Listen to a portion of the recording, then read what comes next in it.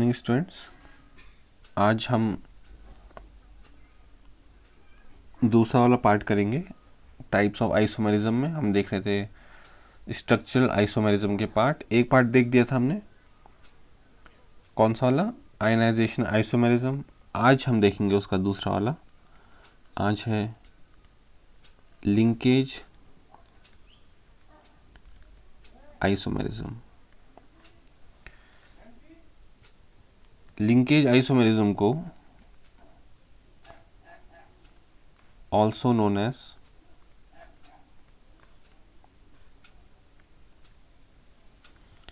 एम्बाइडेंट isomerism इस नाम से भी जाना जाता है।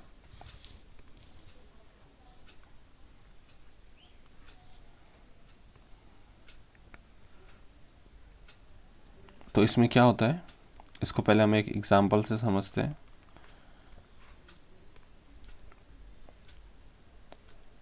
एग्जांपल, ये कोबाल्ट हो गया, NH3 NO2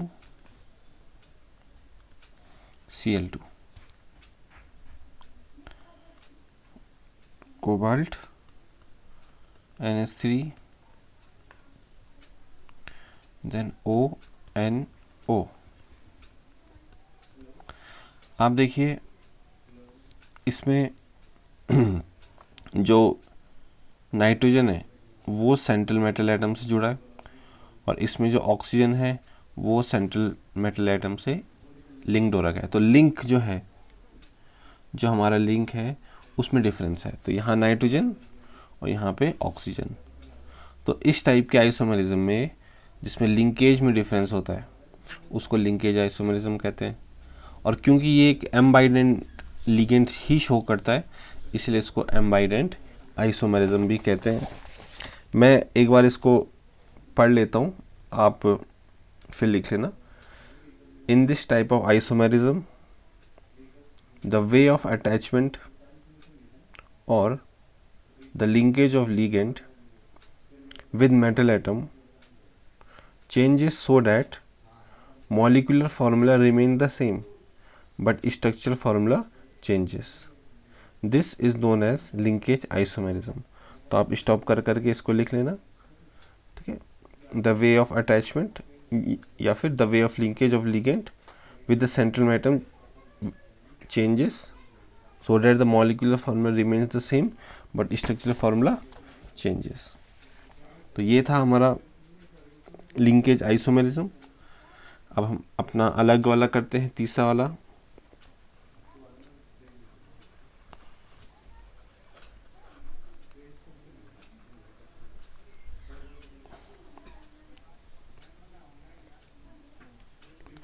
तीसरा है हाइड्रेट, या फिर इसको सॉल्वेट भी कहते हैं, सॉल्वेट आइसोमेरिज्म।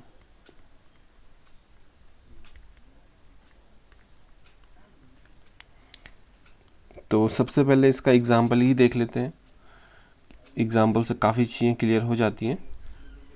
तो इसका जो एग्जाम्पल है, दिस क्रोमियम,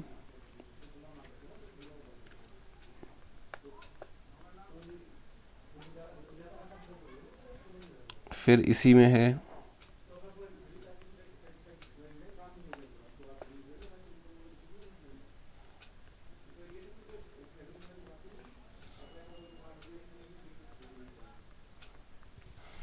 आप यहाँ पे देख सकते हो, यहाँ जो 6 है, तो हाइड्रोजन की संख्या 6 है, चाहे वो अंदर है या बाहर है।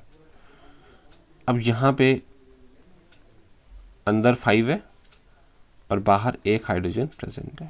तो टोटल नंबर ऑफ हाइड्रोजन तो उतने ही है 6, लेकिन अंदर बाहर डिफरेंस है। यहाँ 6 अंदर है, यहाँ पे 5 इसमें 5 अंदर है, 1 बाहर है। तो देखिए इसमें ऐसा भी हो सकता है।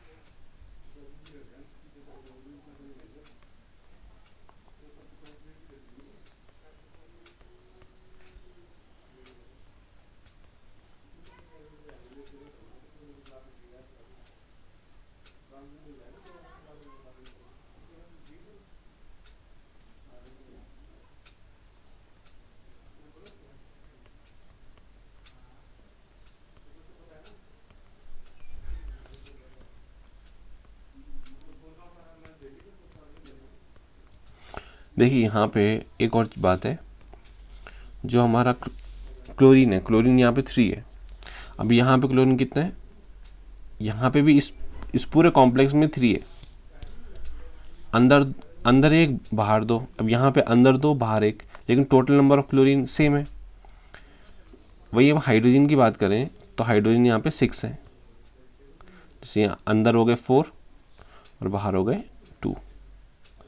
तो इस टाइप के, क्योंकि इसका नाम है हाइड्रेट, तो हाइड्रेट मतलब हाइड्रोजन, सॉल्वेट मतलब भी हाइड्रोजन वो होता है, सॉरी, हाइड्रेट मतलब हाइड्रोजन ऑक्सीजन H2O, हाइड्रेट मतलब H2O, और सॉल्वेट मतलब भी H2O ही होता है, वाटर मॉलिक्यूल ही होता है।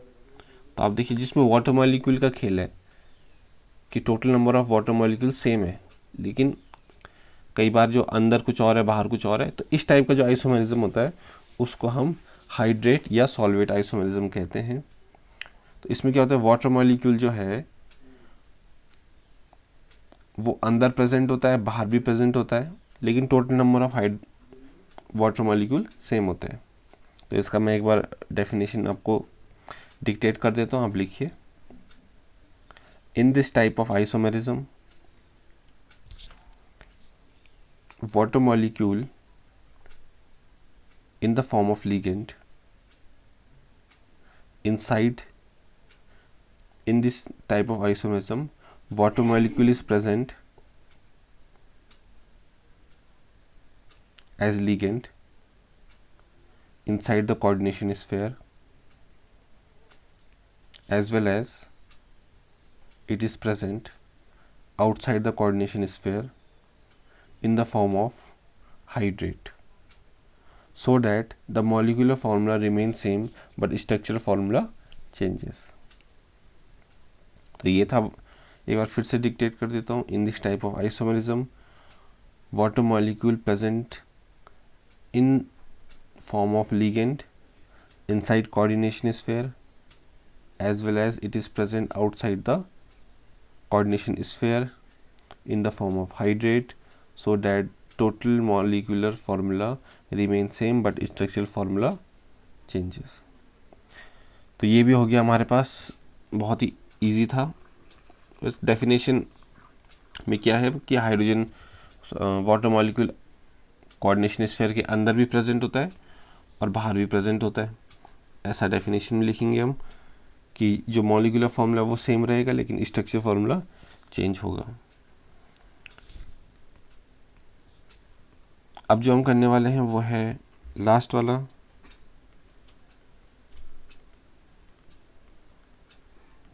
कोऑर्डिनेशन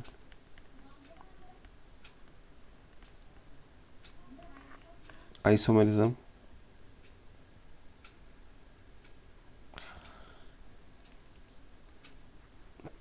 तो ये कहाँ होता है, this type of isomerism arises where both cation and anion are present in form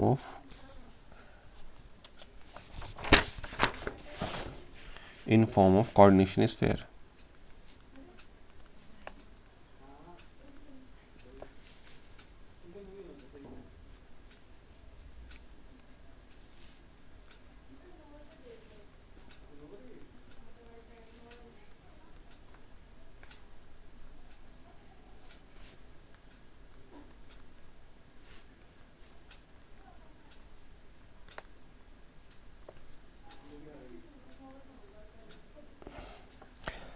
देखिए ये हो गया इसका एग्जाम्पल, ये पूरा अपने में एक है, ये अलग अलग नहीं है।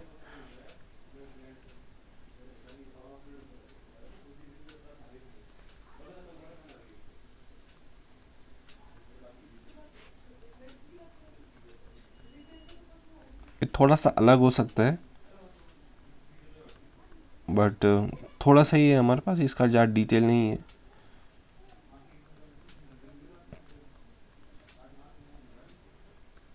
अच्छा, अब आप यहाँ पे देखिए, मैं पहले थोड़ा सा अलग कर देता हूँ इसको।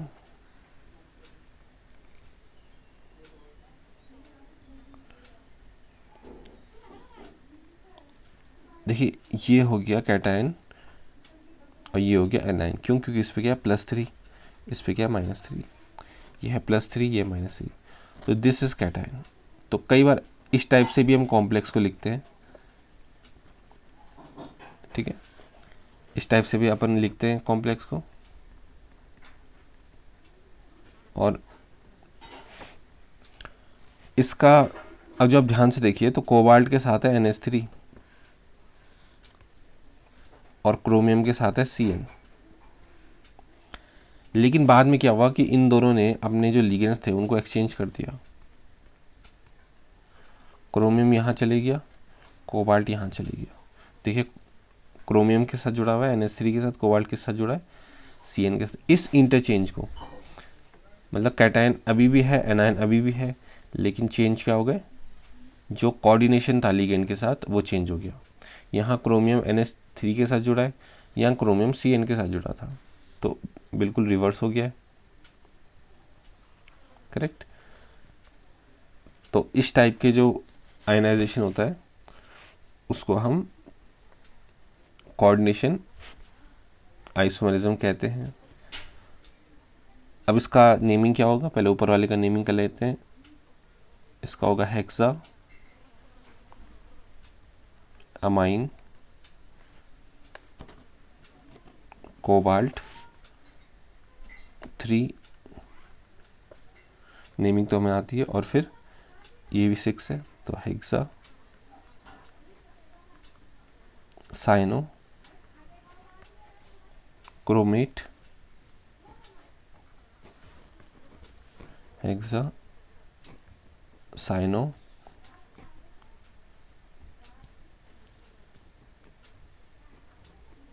क्रोमेट 3। और इसका क्या हो जाएगा, hexa amine chromium 3 hexa cyano cobaltate. ATE क्यों आया क्योंकि इसमें कैटायन था, ठीक है, बहुत ही सिंपल है, ये हमने पहले भी किया हुआ है।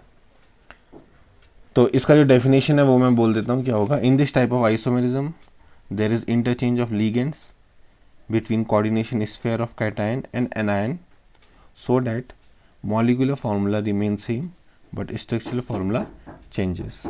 This type of isomerism is called coordination isomerism. तो ये थे हम 4 टाइप्स किसके, स्ट्रक्चरल आइसोमेरिज्म के 4 टाइप्स, और स्टीरियो आइसोमेरिज्म के 2 टाइप्स हम अगले दिन कवर करेंगे। आज के लिए इतना ही, थैंक यू। कुछ भी समझ में ना आए तो आप पूछ सकते हो।